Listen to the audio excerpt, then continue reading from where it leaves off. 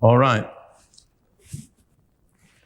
Now, we're going to go to the New Testament. A lot of people say, well, all that was Old Testament. That's the kind of thing they did in the Old Testament. Brothers and sisters, you're mistaken.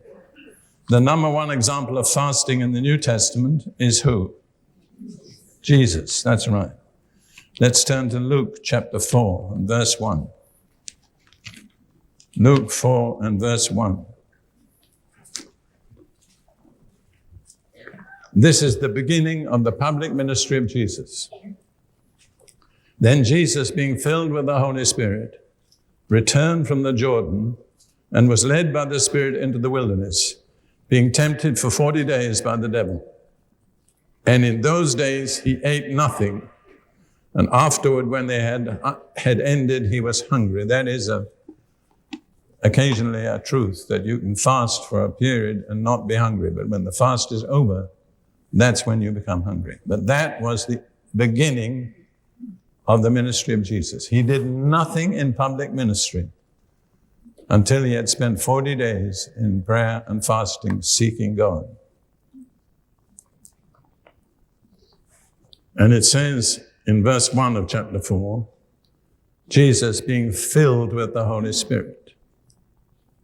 But if you read the end of that period of fasting, in verse 14, it says, then Jesus returned in the power of the Spirit.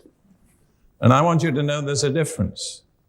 It's one thing to be filled with the Holy Spirit. It's another thing to minister in the power of the Spirit. What bridged the gap? Fasting and prayer.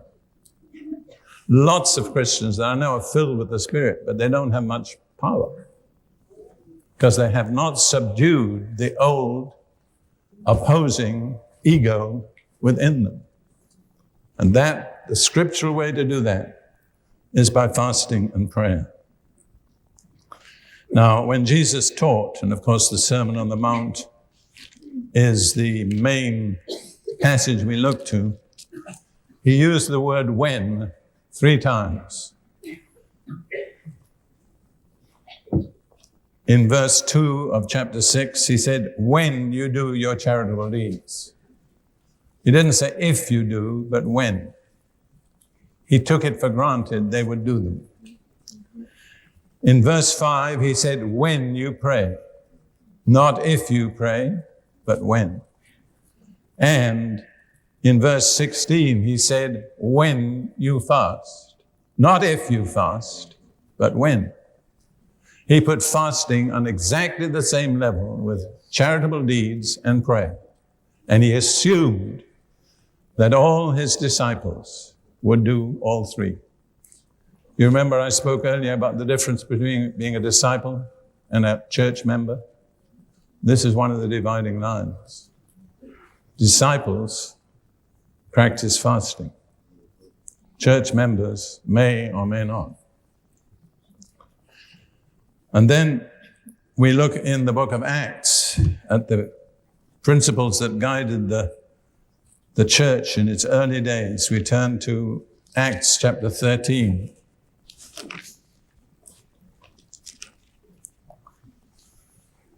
And this is generally called the first sending out of missionaries. Although they didn't use the word missionary, they used the word apostle. It is an absolute turning point in the whole history of the church.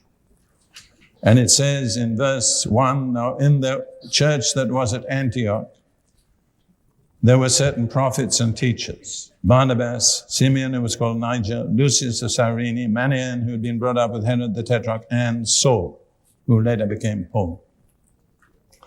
As they ministered to the Lord and fasted, the Holy Spirit said, now separate to me Barnabas and Saul for the work to which I have called them. So ministering to the Lord for those church leaders who are prophets and teachers included fasting. I believe, I'm not sure, the NIV says as they worship the Lord. Is that right? Somebody? Is that right? So you see, worshiping includes fasting. So don't tell me you're a worshiper if you never fast. That's the scriptural pattern.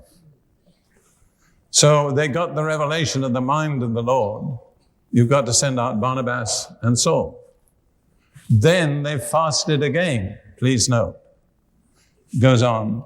Verse 3, then having fasted and prayed and laid hands on them, they sent them away. So they fasted and prayed twice. Once to get the mind of the Lord. The second time to equip and empower the two who were sent out. Now you read on into Acts 14, verse 23, the consummation of their first missionary journey in their dealings. How they established churches. And let me say, a group of people without an elder or without elders is not a church. It's elders that make a church, if they're the right elders. So it says in verse 23, so when they had appointed elders in every church and prayed with fasting, they commended them to the Lord in whom they had believed. So the two vital, decisive moves in the development of the church, the sending out of apostles or missionaries and the appointing of elders or leaders in the local church, were both done with prayer and fasting. They are fundamental to the life of the church.